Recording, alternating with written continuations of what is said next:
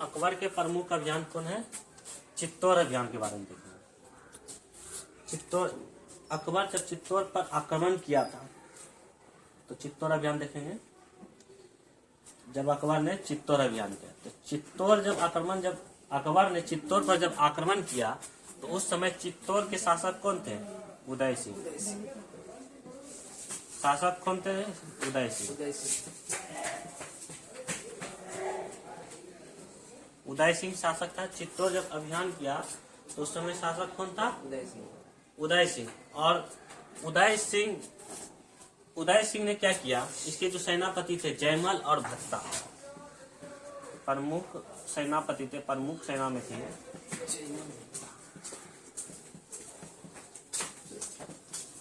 जयमल और भत्ता।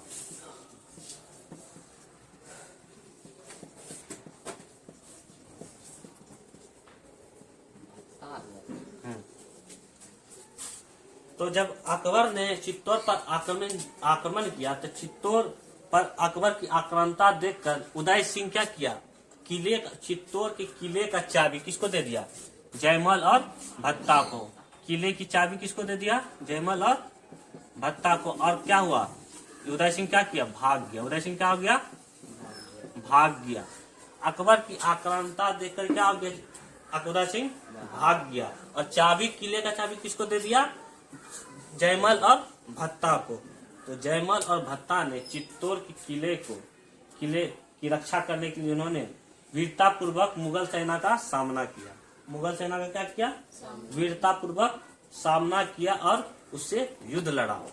उन्होंने मुगल सेना वीरता पूर्वक क्या किया? युद्ध लड़ा और वीर गति प्राप्त हो गया और उसकी मृत्यु हो गई। चित्तौड़ अभियान में जयमल और भत्ता की मृत्यु हो गई। मुगल सेना ने इसकी हत्या कर दिया। जिसके इसकी जो इन्होंने जो युद्ध लड़ा था जयमल और भत्ता मुगल सेना के, इसकी वीरता से प्रभावित होकर अकबर ने आगरा के किले पर उसकी प्रतिमा बनाया। आगरा के किले के आगे उसकी क्या बनाई? प्रतिमा बनाया। अकबर ने इन दोनों से प्रभावित होकर वीरता से प्रभावित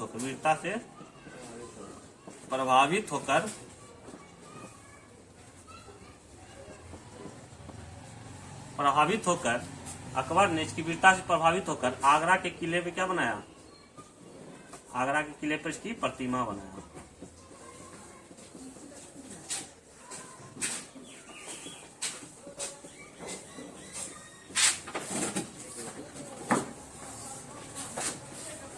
आगरा किले में इसकी क्या बनाई? प्रतिमा बनाई।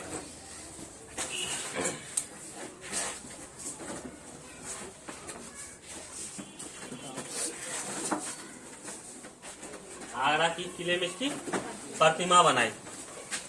यह युद्ध चित्तौड़ का विजय प्राप्त किया। चित्तौड़ विजय प्राप्त किया कौन? अकबर। यह विजय के बाद अकबर ने ऐसा आदेश जारी किया मुगल सेना के बीच। कौन सा आदेश? कि ऐसा आदेश जारी किया, ये कत्ले आम,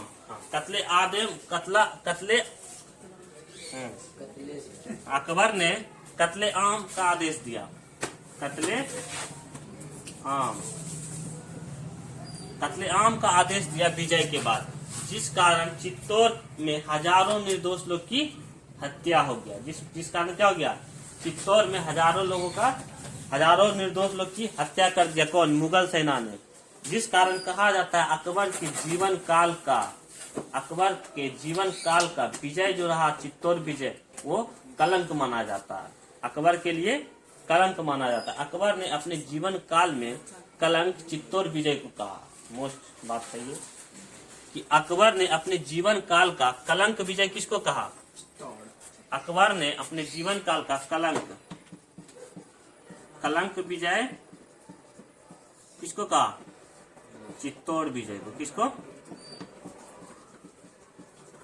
चित्तौड़ विजय को कहा। समझे बात को? फिर एक बार यहाँ समझ लीजिए, एक बार फिर समझ लीजिए अकबर का चित्तौड़ अभियान। ठीक ना? अकबर ने चित्तौड़ अभियान 1567 और 1568 के बीच में किया। जब अकबर ने चित्तौड़ पर आक्रमण किया तो उसकी आक्रांता देखकर वहां के शासक उदय सिंह किले की चाबी जो है जयमल और भत्ता को दे दिया। उदय सिंह भाग गया, किला छोड़कर भाग गया। चाबी किसको दे दिया? जयमल और भत्ता, जो प्रमुख थे उसके सेना में, ठीक है।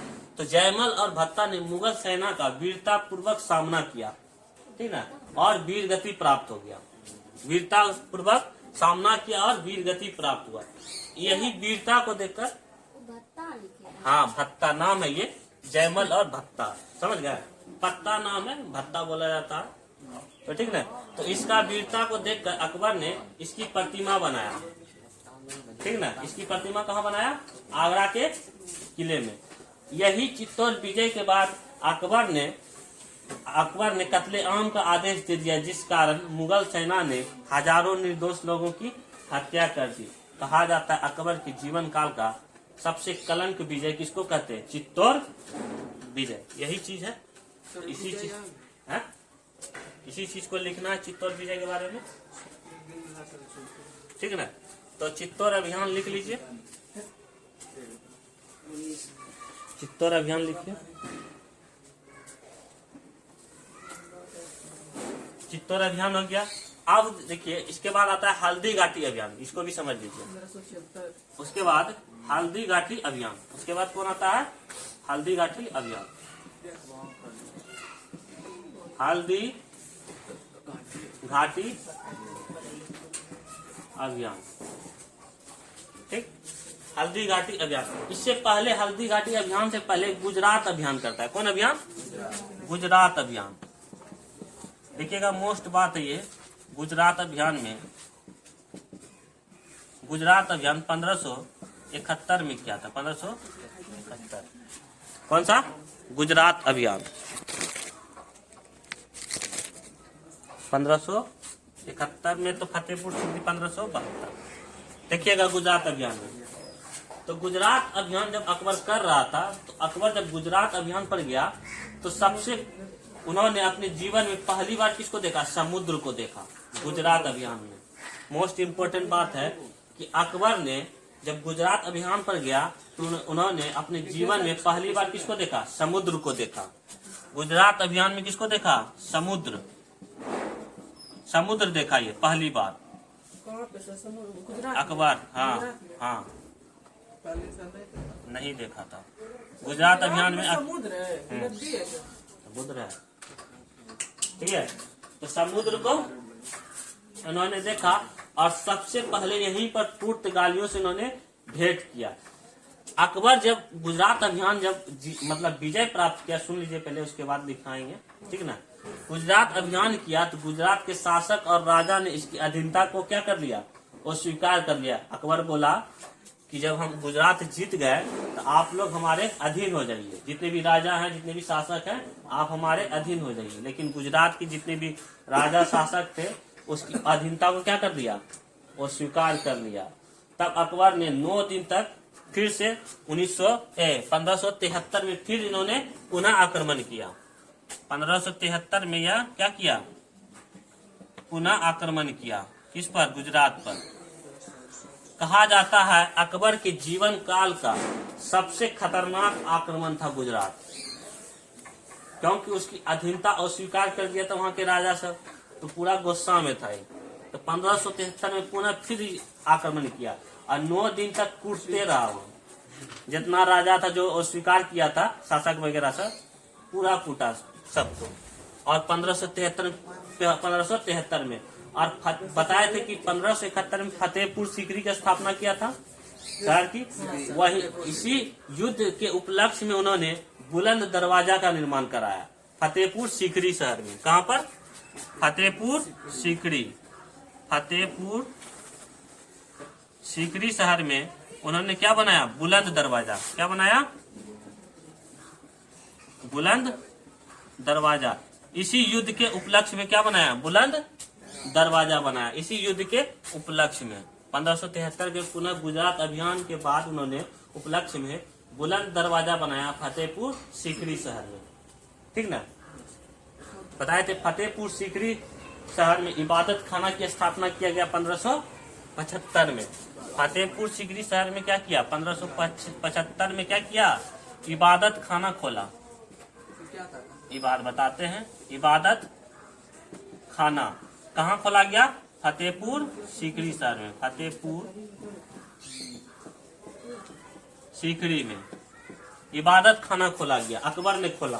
ठीक ना। यह इबादत खाना क्या था कि जितने भी धर्म के लोग थे, धार्मिक लोग, पुरुष वगैरह थे, ठीक ना, उसको इबादत खाना में प्रवेश कराया।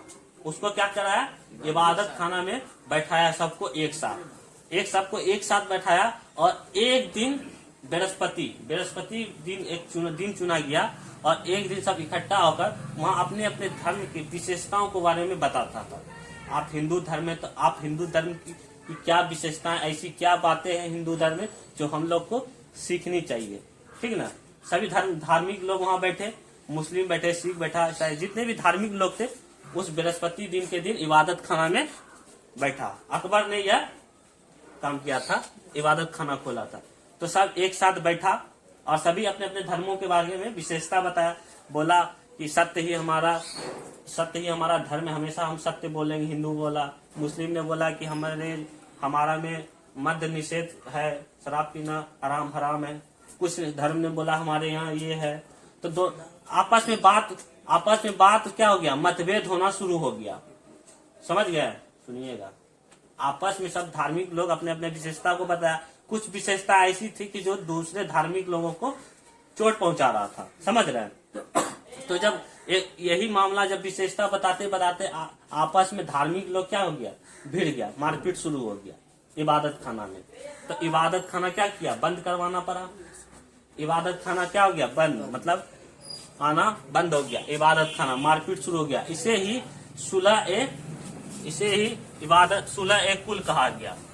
सुलह करवाया गया, सुलह ए कुल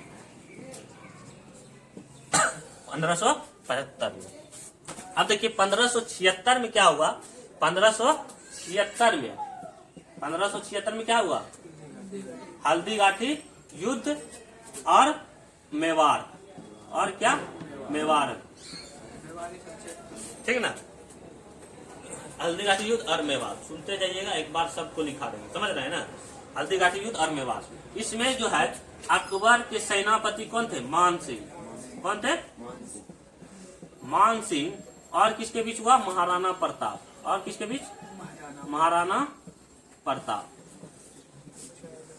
महाराणा प्रताप जो था उदय सिंह का पुत्र था। महाराणा प्रताप किसका था? उदय सिंह का पुत्र था। उदय सिंह का क्या था? पुत्र था। और इन दोनों के बीच में क्या हुआ? युद्ध हुआ, हल्दीघाटी युद्ध, अभियान युद्ध। इसमें इसका जो मिलता है कि महाराणा प्रताप एक योग्य शासक था। यह युद्ध में जो है महाराणा प्रताप जीत रहा था मान सिंह को हराकर। लेकिन बाद में ऐसी अफवाह फैलाई गई मान सिंह के द्वारा कि इस युद्ध में अकबर भी शामिल हो गया, कि हल्दीघाटी और